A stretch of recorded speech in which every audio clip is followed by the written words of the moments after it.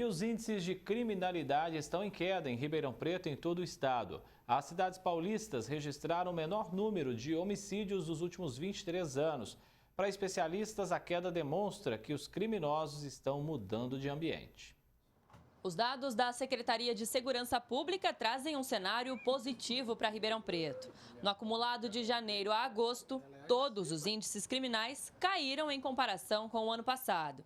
Os furtos de veículos diminuíram de 916 para 901. Os roubos de veículos despencaram de 284 para 137. Já os roubos gerais ficaram em 1.326, 300 a menos. Os casos de estupro também caíram de 95 para 77. O único índice que se manteve estável foi o de homicídios, 22, mas com a diferença de que em agosto apenas um caso foi registrado esse ano. O reflexo da queda nesse crime foi maior no estado de São Paulo, que registrou 196 homicídios dolosos. A primeira vez desde que os dados começaram a ser levantados em 2001, que o índice ficou abaixo de 200. A chegada de mais policiais vindos pelas nossas guardas municipais e metropolitanas. Um trabalho de prevenção muito bem desempenhado pela Polícia Militar, principalmente também por meio da repreensão através de BAEPs, através de rota. E um trabalho de inteligência, de esclarecimento, elucidação de inquéritos, de fatos criminosos pela Polícia Civil, que vem passando agora por um momento de valorização. E, por fim, a sociedade também valorizando as autoridades policiais. Mas essa queda traz uma nova preocupação. Os bandidos não estão deixando de cometer os crimes, só estão mudando de lugar, migrando do ambiente físico para o virtual. Boa parte dos crimes digitais ou dos crimes cometidos no ambiente virtual, você não vai ter uma pena tão alta como aqueles delitos cometidos mediante violência ou grave ameaça. Primeiro ponto. Boa parte desses outros crimes digitais ou virtuais não costumam ser hediondos, então você tem penas menores e uma forma mais branda de cumprimento dessas penas. Você também evita o confronto, evita o conflito, evita a exposição. O criminoso prefere se esconder atrás de uma tela, atrás de um IP, não é? Atrás de uma televisão, em centrais clandestinas e passar, assim, aplicando os seus golpes aos mais vulneráveis. Existe uma falsa noção de anonimato, né, no cometimento desses crimes, se valendo de suporte como da internet.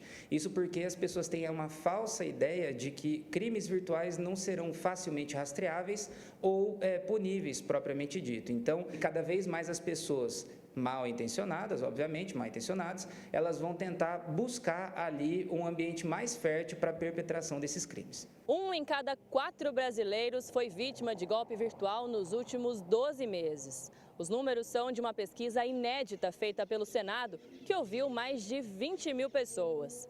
O estudo apontou ainda que o estado de São Paulo lidera o ranking dos golpes, com 30% das vítimas confirmando que perderam dinheiro através da internet. Os golpes digitais mais comuns incluem clonagem de cartão, fraude na internet e invasão de contas bancárias.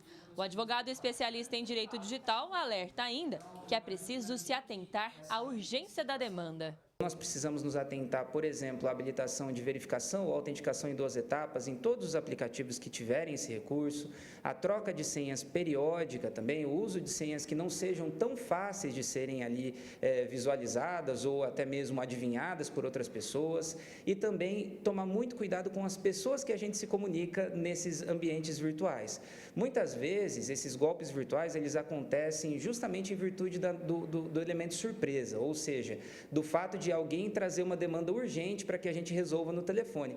E nada vai ser tão urgente a ponto de não sobreviver a desligar o telefone, respirar fundo, ligar para um parente, para uma pessoa que seja confiável e aí sim traçar uma melhor estratégia para verificar se aquela situação que está acontecendo é uma situação fidedigna. E vale sempre lembrar, os crimes virtuais não ficam impunes, mas é preciso registrar a ocorrência para que a polícia consiga investigar. Nós temos no direito brasileiro uma legislação bastante robusta. O próprio Código Penal prevê a tipificação de crimes, como, por exemplo, do estelionato. Existem previsões específicas para crimes que são cometidos utilizando tecnologia, como é o caso da internet. A gente tem legislações também que protegem, para além do ambiente penal, como o caso dos dados, que é a Lei Geral de Proteção de Dados Pessoais. Então, nós temos instrumentos jurídicos aptos a tentar buscar ou mitigar esse tipo de problema. Boa parte parte desses crimes não têm sido registrados. Porque às vezes a pessoa fica até com medo, depois de um golpe, de registrar um boletim de ocorrência eletrônico. Então, se isso acontecer, vá até a delegacia, relate, porque a polícia precisa desses dados. A polícia também precisa se modernizar, a polícia também precisa ter centrais de combate, né, centrais de informática de combate a este tipo de delito. E a inteligência policial aí fala mais alto neste momento. Alice Carvalho para o Jornal da Clube. Para falar mais esse assunto com a gente, ao vivo no nosso canal digital, está o professor de Direito, Daniel Pacheco. Professor, bem-vindo aqui mais uma vez. Doutor, os índices criminais caíram em Ribeirão Preto. Nós estamos falando desde crimes contra o patrimônio até ocorrências graves contra a vida. O quanto isso impacta na vida do ribeirão pretano, na análise do senhor? Muito bem-vindo, boa tarde. Boa tarde, André. Sempre um grande prazer estar aqui com vocês. Eu acho que são dados muito positivos, né? Principalmente, o que chama atenção aqui é a redução do número de homicídios, né? Porque o número de homicídios é um dado que é muito confiável, porque você tem sempre o corpo, né? Então, dificilmente acontece um homicídio que as autoridades não ficam sabendo, né? Os outros crimes, como a reportagem muito bem falou, muitas vezes não são noticiados, né? Ninguém nem fica sabendo que eles aconteceram. Então, acho que é uma coisa para ser comemorada, essa redução dos crimes, porque ela me parece ser real. Realmente, não parece uma estatística equivocada ou nada assim, né?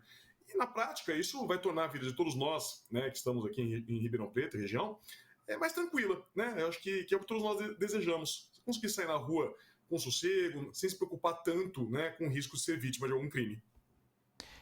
Doutor, é importante a gente, não só, né, nós, mas enfim, a gente vigiar e cobrar, mas o Estado investir na segurança pública para que esses números caiam ainda mais, né? Sem dúvida nenhuma. Né? Porque é claro que não é só isso que resolve o problema da criminalidade. Né? A criminalidade também, antes de tudo, é um problema social.